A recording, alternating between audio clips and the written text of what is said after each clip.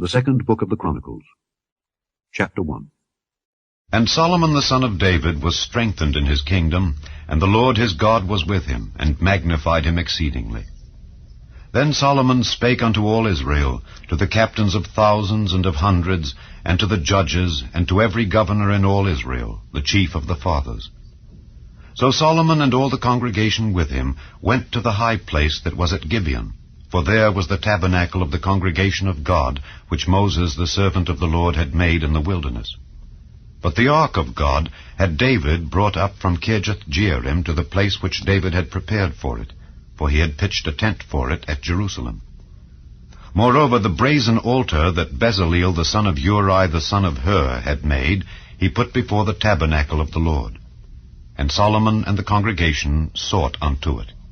And Solomon went up thither to the brazen altar before the Lord, which was at the tabernacle of the congregation, and offered 1,000 burnt offerings upon it.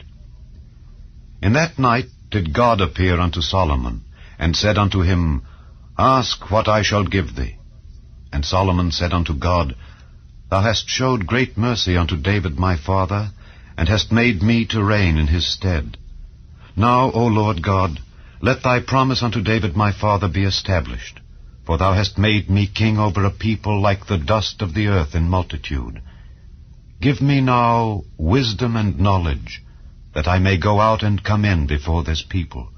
For who can judge this thy people that is so great? And God said to Solomon, Because this was in thine heart, and thou hast not asked riches, wealth, or honor, nor the life of thine enemies, neither yet hast asked long life, but hast asked wisdom and knowledge for thyself, that thou mayest judge my people over whom I have made thee king.